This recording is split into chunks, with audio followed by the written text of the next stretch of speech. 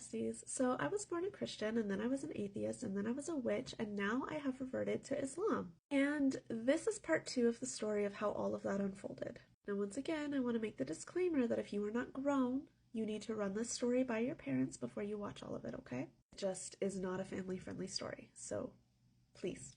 Now, where I had left off, I had just found out that I was expecting a child after I was assaulted by a man. I really want you guys to understand how that feels.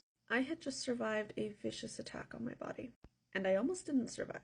I hadn't been diagnosed with PTSD yet, but I certainly had it. I was jobless, and there was a monster illness that nobody knew anything about that was completely shutting the world down.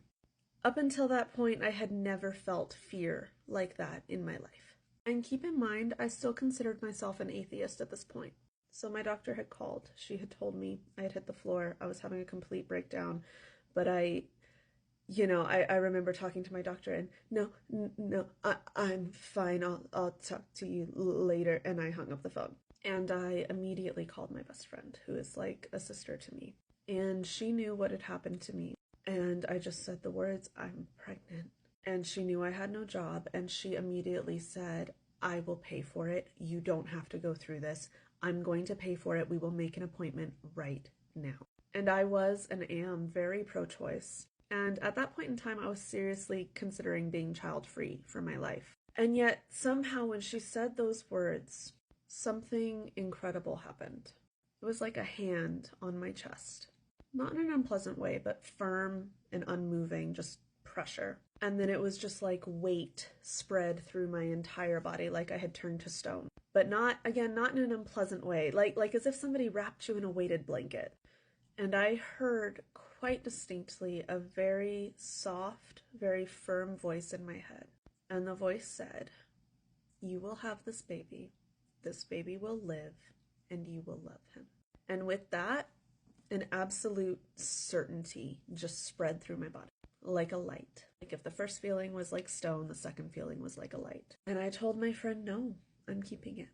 And you need to know the level of shock that everybody had over me making that decision. Because I was not the girl who would make that decision. But from that very first day, that very first moment, I was absolutely certain. And I have never once wavered in that certainty. And at this point, I want to jump in and say that I struggled with sharing this story publicly because this is not just my story, this is my son's story. And I want to say to anybody who hears or spreads this story, my son cannot help where he came from.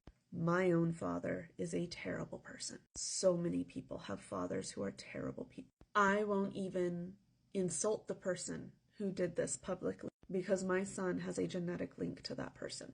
And whatever terrible decisions he made, many of us are capable of terrible decisions in the right circumstances. So what I'm saying is be respectful of my child. We can move on with the story now. I managed to get a job. I managed to get housing. And for a while, it seemed like things were going to get better. I got into therapy, but I was alone. I was pregnant. I'm crying again.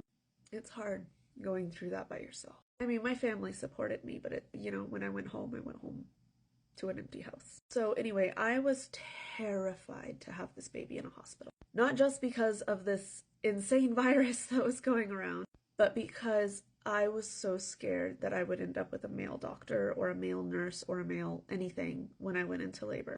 Because you see, for months, I could not be touched by men. I couldn't be alone in a room with a man. I mean, even my stepfather, I'm shaking thinking about it because I'm putting myself back into the story. Even my own stepfather giving me a hug, I would cringe.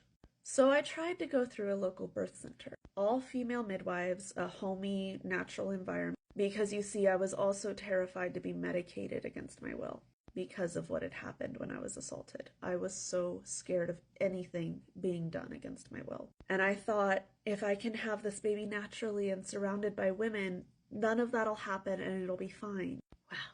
I was 2 weeks past my due date. I went into labor on a Friday night at 7:30. My mom came over and stayed the night with me. My labor progressed very slowly, and you aren't supposed to go into the birth center until your contractions are like 2 to 3 minutes apart. It finally got there the next day. I don't even remember what time, but it was in the afternoon. And so we went to the birth center, and the nurse that was on call was not my favorite nurse who was there. And she immediately decided that I was being dramatic. In the politest terms possible, she checked me, and it was terrible and deeply, deeply, deeply, deeply upset me. I mean, I went into hysterics, and the birth center knew my history, so that was to be expected. And I remember even like, calming down and wiping my tears and apologizing to her and just saying, I'm sorry, it's a physical reaction, I can't control it. But from that moment on, she just treated me like I was a dramatic nuisance. Things progressed. I'd been in labor for over 24 hours, and I started to feel like something was wrong. I was having pain that I had not been told to expect. I was having back labor really badly, which I know does happen, but I was also starting to get a very sharp pain in my hip. And even my mom mentioned to the midwife, when she contracts, it looks like the baby is diagonal. Are you sure that he's head down? She said, yes, he's head down. I told her, I feel like something's wrong. My heart is racing. There's a sharp pain. She was on her phone. She was on her phone the whole time, and she barely glances up from her phone and looks at me and says, yeah, well, labor hurts. It got to a point where I completely could not cope. I was screaming. I was fainting. They had a bed, and I was laying on it with my mother, just clinging to her. And I would pass out, and I would come to scream, and then I would pass out again. And the contractions did not have a break between them. It was like one long, like they would peak and come down a little bit and then immediately peak again. And the torment of that. I have never felt pain like that. So my mom and my aunt were getting extremely frustrated with the nurse and her lack of action. And when, isn't there something you can give her? She said she could give me pain medicine. Didn't tell us what it was. You know what they said George Floyd was on? It starts with an F. She injected me with that without telling me what it was. Now, that is permissible as a pain relief in labor, but only when the baby is very close to being born, because it is extremely dangerous for both the mother and the baby. And at that point, I completely lost my ability to cope whatsoever, because once again, I was paralyzed. It did nothing for the pain. My mom says that I just went limp, but I was still screaming. So, alhamdulillah, she and my aunt made the decision to take me to the hospital. I had been promised that this birth center would call an ambulance in the event of an emergency. The nurse did not. My mother and my aunt had to half carry, half drag me to my mother's truck, and my mother drove me to the hospital. The nurse called ahead and told the hospital that I had only been in labor for 12 hours. When I arrived there, I had been in labor for 30. They checked me. They found that I had not progressed at all, which after 30 hours of labor is an extremely concerning thing. But I digress. Once again, I almost lost my life, and my child almost lost his. They had 2 IVs going into me at the same time because I was so dehydrated, and I remember a doctor screaming at the nurses that it wasn't enough and that they needed to hang more fluid. I watched my blood pressure drop to 26/47. I am not a healthcare professional, but I'm told that's bad. I heard my son's heart rate on the monitor going boop, boop, boop. And they rushed me into an emergency C-section, which is a trauma in and of itself. They tear your clothes from you. They throw you onto a table, bright lights, people everywhere. You can't move, and you're awake, and you can feel all this pulling and tugging. And my son was so severely stuck in my hip that my body was doing this from them trying to get him out. When he came out, he wouldn't breathe. They held him up for me, and he was so dark purple, he was almost black. I didn't hear him cry, and they immediately took him from me. And at that point, I went under. I don't know if I fainted or if they put me on, or if I was about to lose my life. I don't know. But I saw, it was just a kaleidoscope of color. It was like flying into the sun.